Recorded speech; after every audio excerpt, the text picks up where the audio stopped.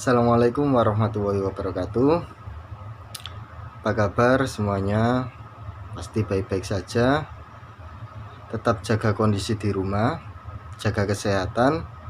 Kita tidak mau ada hal-hal yang tidak kita inginkan terjadi pada kalian, pada kita semua. Selamat pagi, selamat siang, atau bahkan selamat malam untuk kalian semuanya.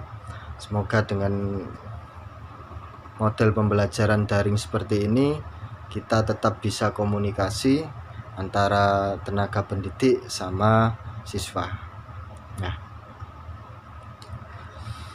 mungkin masih ingat dengan saya, nama sama saya guru apa pasti masih ingat. Jangan sampai kalian melupakan semua guru ya, karena kebanyakan kalian memang di rumah sudah lama. Oke, langsung saja pada kesempatan kali ini, pertemuan kali ini mungkin pertemuan yang pertama akan kita bahas mata pelajaran tentang mesin listrik pembangkit. Nah, di sini kita bahas mata pelajaran mesin listrik pembangkit. Nah, khususnya pada pertemuan ini kita fokus sama mesin listrik pembangkit untuk kelas 11. Selamat bagi yang naik kelas. Nah, yang tetap tinggal di kelas semoga tidak ada dari jurusan listrik ya, karena memang yang diinginkan semuanya bisa naik kelas dan naik tahap sampai nanti hingga akhir kalian wisuda tetap bersama-sama. Itu ya, kelas 11 fokusnya ke mesin listrik pembangkit. Di sini saya akan membahas hanya dasarnya saja, tidak banyak dan juga mungkin tidak kurang. Insya Allah tidak kurang. Kita bahas dasarnya saja, bagaimana mesin listrik itu bisa beroperasi. Yang kita bahas hanya dasarnya. Oke, lanjut.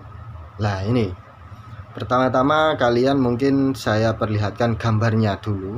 Nah, banyak mungkin di antara kalian yang sudah pernah lihat ini gambar apa. Saya perbesar. Nah, ini gambar apa, ini gambar apa. Mungkin ada yang berkata, oh itu dinamo Tamiya Pak. Ya, sebagian ada yang seperti itu. Itu ada pompa air Sanyo.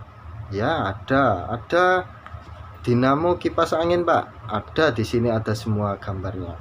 Ya. Nah, ini termasuk jenis-jenis motor listrik baik DC atau AC ada di sini.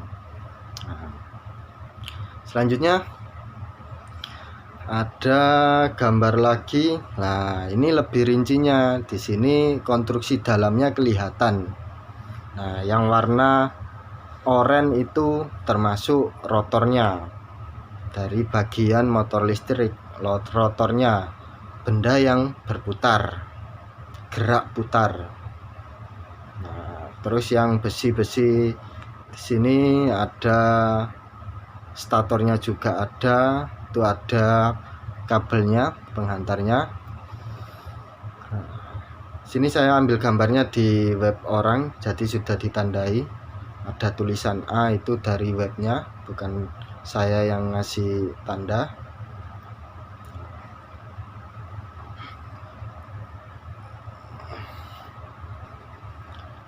Selanjutnya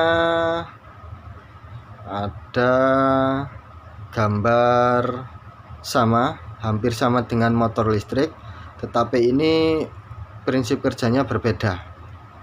Kalau motor listrik itu mengubah energi listrik ke energi apa? Energi gerak. Kalau ini energi gerak mekanik atau putar, energi gerak putar menjadi energi listrik. Nah, yang berputar apa Pak? Nah, ini ada mesin dieselnya. Di sini ada mesin diesel dikoppel dengan yang namanya generator. Nah, jadi di sini kalau kalian sering lihat di bengkel ya namanya genset. Ini menghasilkan energi listrik. yang kita punya di bengkel ada 2 genset. Terus kemudian ada ini mesin listrik yang sering kalian jumpai. Nah, kalau kalian lihat ke atas di jalan itu ada 2 tiang listrik, di tengah-tengahnya ada benda seperti ini. Apa ini?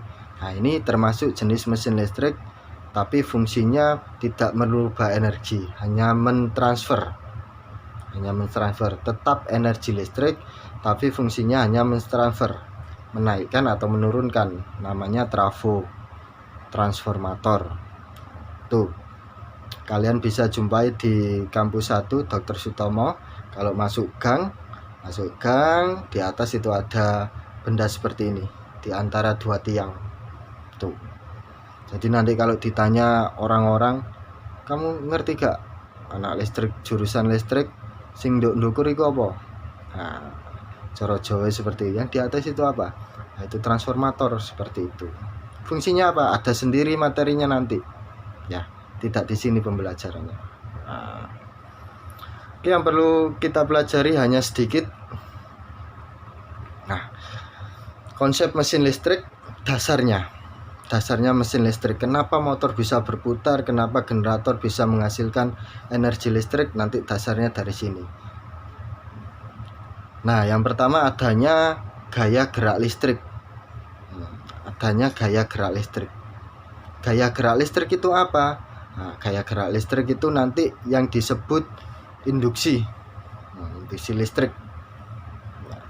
Pak, listrik bisa bergerak? Bisa. Semuanya listrik, aliran listrik itu bisa bergerak. Tapi kita tidak bisa melihatnya. Kalau kita melihatnya, itu sama halnya dengan kita melihat aliran air di sungai. Nah, jadi aliran air di sungai itu bisa kalian ibaratkan dengan aliran arus listrik. Seperti itu ya. Nah, selanjutnya ada medan magnet. Nah, ini yang sangat mempengaruhi pada motor listrik atau generator. Itu ada medan magnetnya semuanya. Jadi kenapa motor bisa berputar? Ya karena itu adanya arus listrik yang nanti bisa menghasilkan medan magnet, sehingga akan medan magnetnya bergantian utara selatan sampai nanti rotornya bisa berputar. Selanjutnya ke poin ketiga, ini ada penghantar atau kumparan. Nah, Pak, kenapa kok ada penghantar atau kumparan? Nah, ini untuk membentuk hambatan, untuk menghasilkan suatu hambatan. Nah, kenapa kok harus ada hambatannya? Ya karena nanti pengaruhnya akan ke arus listrik. Kalau penghantarnya nanti berupa kabel ya, panjangnya 1 meter tapi lurus saja, sama kabel 10 meter tetapi dililitkan. Nah, itu nanti hambatannya beda. Semakin besar hambatan nanti semakin bagus, tapi sesuai dengan tujuan pemakaian mesin listrik tersebut. Tuh 3 poin. Nah, dari sini ada hukum yang mendasari, hukum dasar dari semua konsep mesin listrik. Nah, nanti hukum dasar ini dipakai oleh tokoh yang namanya penemu listrik itu Nikola Tesla, ada yang namanya Lorentz, banyak. Nanti ini ambilnya dari hukum dasar ini. Hukum apa itu? Nah, hukum Faraday. Jadi hukum Faraday ini hukum yang mendasari dari segala hukum untuk penemuan mesin listrik. Lah, hukum dasar Faraday ini merupakan hukum dasar elektromagnetisme. Jadi ada elektro sama magnetisme, ada listrik sama magnet, itu dua-duanya digabungkan. Nah, ini yang mendasari bagaimana arus listrik bisa menjadi gerak atau sebaliknya. Tuh. Nah, ini bunyi dari hukum Faraday sendiri, bisa kalian baca sekilas.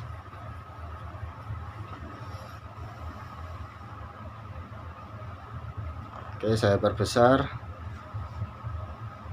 Setiap perubahan medan magnet pada kumparan akan menyebabkan gaya gerak listrik yang diinduksi oleh kumparan tersebut.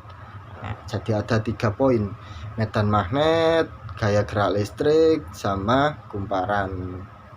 Tuh. Oke, selanjutnya, nah ini nama aslinya itu Michael Faraday. Lahirnya tahun 1791, abad ke-17 akhir. Meninggalnya pada tahun 1867. Kira-kira usianya 70-an. Nah, sebelumnya perlu kalian ketahui, Michael Faraday itu tidak hanya menemukan hukum Faraday, tapi banyak ya, ilmuwan ini banyak mendapatkan rekor, banyak mendapatkan penghargaan. Nah, termasuk percobaan Faraday ini, hukum yang mendasari. Banyak sebenarnya percobaan yang dilakukan oleh ilmuwan Michael Faraday ini ya, tapi yang menjadi landasan pada mesin listrik itu hanya pada percobaan Faraday. Nah, di sini Michael Faraday, beliau melakukan percobaan, ada 3 komponen: kumparan, magnet, sama galvanometer. Di situ tulisannya galvanometer, tapi saya nyebutnya, biasanya kita nyebutnya galvanometer itu ya. Nah, seperti yang saya bilang tadi, kumparan itu tembaga panjang tapi dililitkan. Nanti itu medan magnetnya akan sangat kuat daripada nanti kawat lurus ya. Tuh. Sama nanti hambatannya juga semakin besar. Tuh. Galvanometer sendiri itu mendeteksi arus yang kecil, bisa mendeteksi arus yang kecil atau beda potensial atau tegangan yang kecil, nilainya kecil.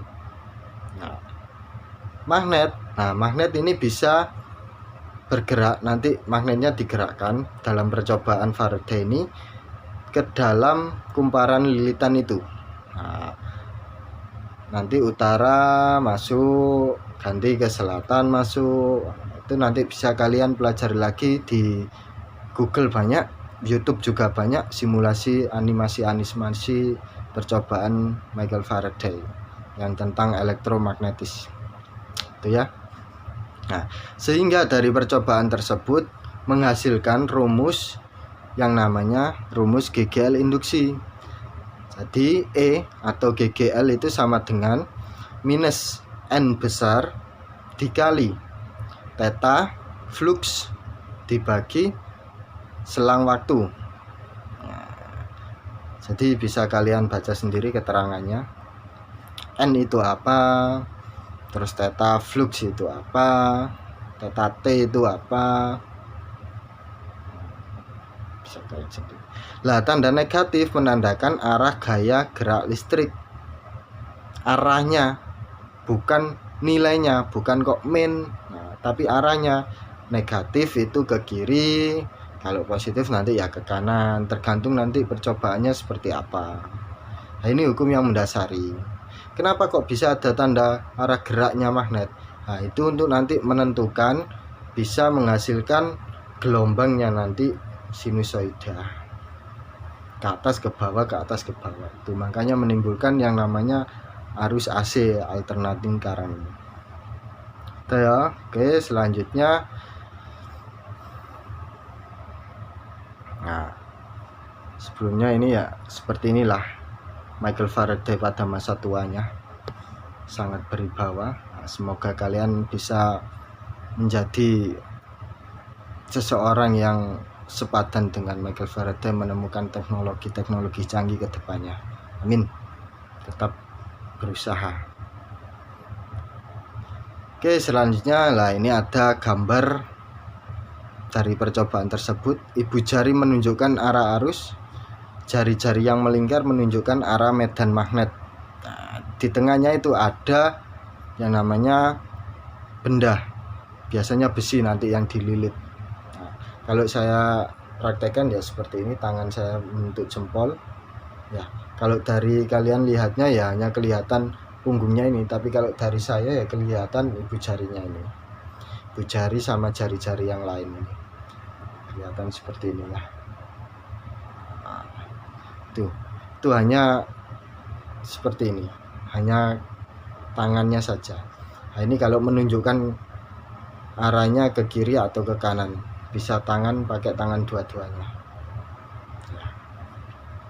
Nah, itu tadi yang pengaruhnya ke nilai negatif atau positif, tadi ke kiri atau ke kanan itu tadi.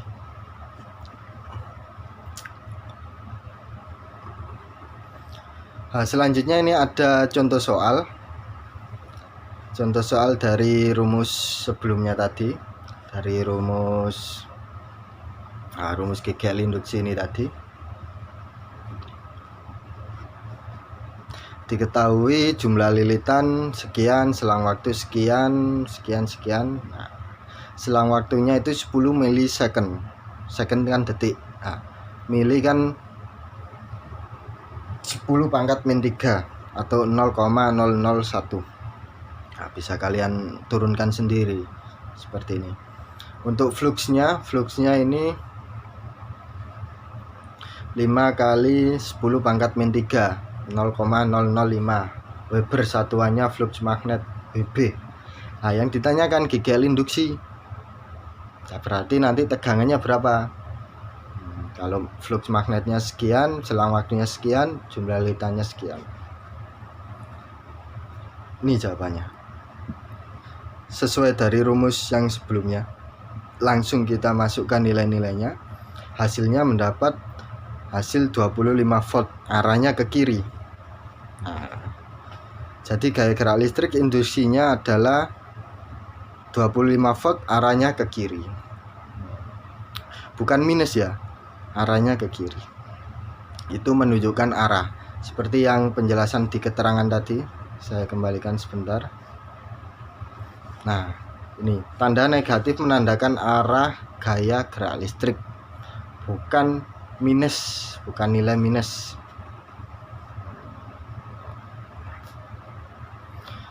Nah, dari contoh soal tadi mungkin sampai sini penjelasan saya ya, sampai contoh soal. Selanjutnya ada tugas sendiri dari saya yang nantinya kalian kerjakan di rumah. Selama daring ini nggak banyak, hanya 3 soal. Nanti bisa kalian kumpulkan sesuai waktu yang kita tentukan.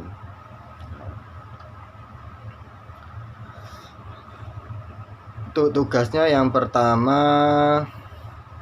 review penjelasan saya. Jadi kalian bisa mereview, kalian tulis ulang. Bukan semua yang saya bicarakan, enggak, tapi sebagian kalian ringkes, yang penting-penting saja, pokoknya saja. Ya. Nanti kalau ada kurangnya bisa kalian tambah di situ. Kalian pakai referensi YouTube boleh, Google boleh, semuanya boleh, buku boleh, tanya teman tetangga boleh. Nah, pokoknya mereview penjelasan.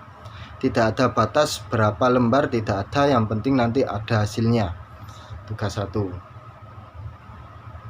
Terus yang kedua, kalian cari ya hukum lain yang sesuai dengan gaya gerak listrik selain hukum Faraday. Kalian kasih penjelasannya. Contoh saya ada hukum Ohm. Nah, penjelasannya apa hukum Ohm? Kalian sertakan. Tapi yang sesuai dengan gaya gerak listrik, yang pengaruhnya ke mesin listrik. Itu ada hukum-hukum banyak. Nah, boleh penemu motor listrik kalian cantumkan, boleh.